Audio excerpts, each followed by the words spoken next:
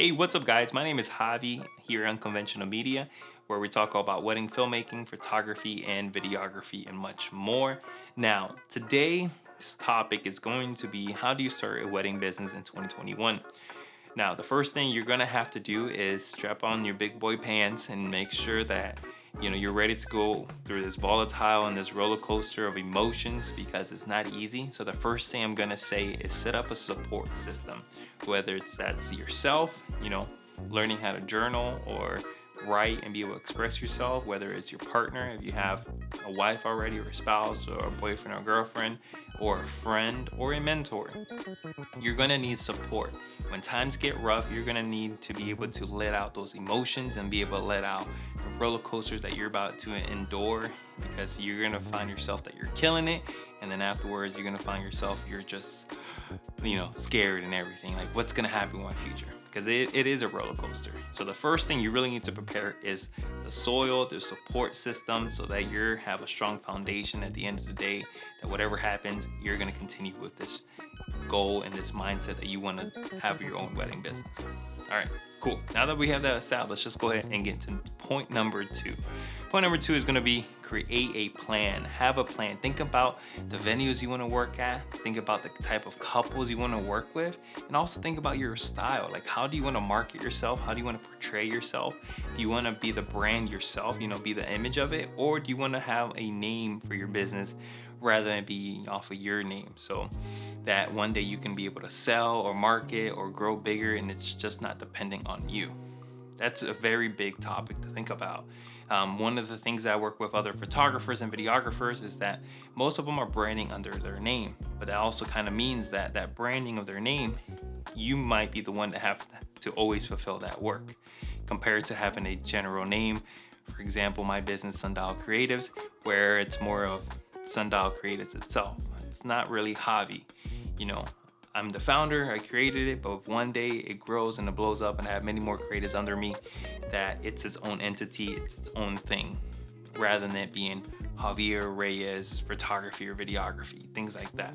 You don't want to have that, because if you do that, you got to think about your future. If you always want to be the person doing it, can I see myself doing this until I'm 60 or 70? That's the kind of question you want to ask yourself. So think about that. You can rebrand later on as you continue to grow. I've done it already in the past. I learned my lesson, but now I am, in the right trajectory that I want to do.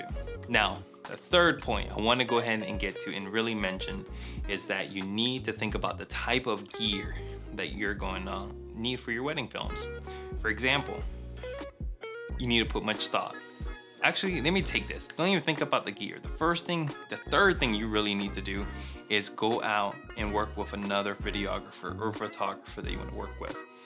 And find yourself, if you're in love or have that passion, both photography and videography.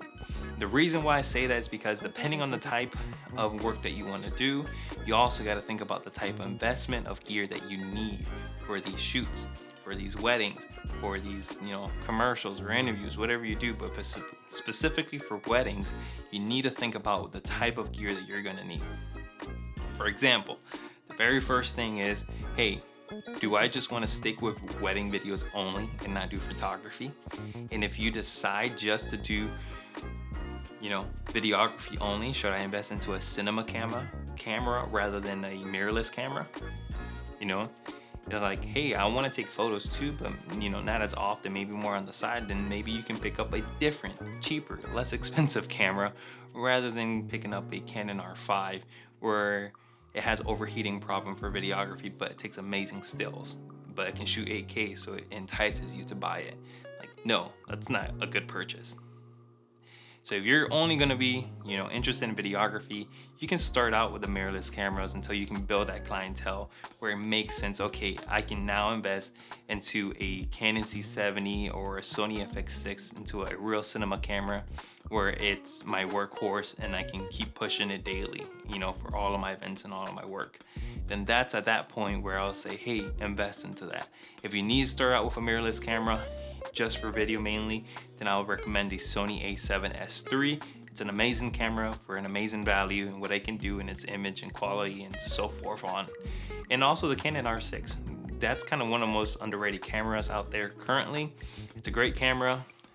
I'm not going to dive much more into that, but look at your options, think about it, see what you're going to need for your weddings. If you're going to be recording long format content, if I have a mirrorless, does it have a recording limit? Do I need to get an external monitor, recorder in order to bypass those things if they have a limit?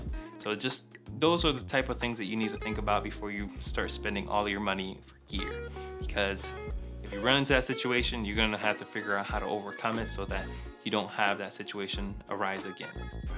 So point number 3 again, recap, is go and shoot for other people. Second shoot, first shoot, whatever, or be an intern and just watch what they're doing. Think about what you really are passionate about and what you really want to do as an art, whether it's photography or videography. And then from that point, go ahead and invest your money into the proper equipment at your current stage. And as you continue to do this more and more and more, your gear will also evolve. Point number 4. This is probably the most important one, is build relationships.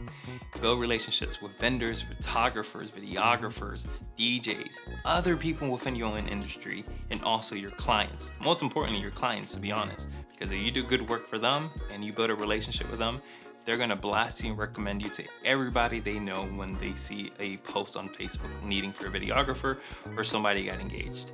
So they are gonna be your best allies. So always keeping that in mind. Now, if you're a videographer, let me tell you, become friends with multiple photographers, learn how to work together, communicate during a shoot. It's extremely important. If you're not able to do that, some photographers have a big reputation. Couples look at photographers first and then videography. We're like second. So in that sense, you need to be able to build relationships with these photographers so that they're able to recommend you because they enjoy working with you, because you're not in their shot and you guys are working together, working off each other, and it's cohesive unit. And photographers really appreciate that. I'm also a photographer, and when I work with another videographer, hey, I appreciate them when like, hey, let's jump in here, jump in that, stuff like that. So 4th one, build relationships, don't burn bridges. Competition, at the end of the day, we're all working with each other. There's couples everywhere. You never know where that person may need a second shooter, a first shooter, or they just have a couple for you because like, hey, they want your business to succeed and grow. So at the end of the day, build relationships with as many people as you can.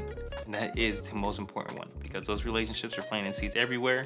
And before you know it, you're harvesting just a whole bunch of work and clientele and clients, and the cycle repeats again. All right, guys, so if you found this helpful, please let me know. I know this is a little bit different from most of the stuff of an accounting and CRM and all this other stuff that it's normally talked about when starting a business, but I felt I wanted to hit some key points that I found success within my business now going into my 4th year. And hey, let me know what you guys think, but until then, I'll see you guys on the next one. Peace.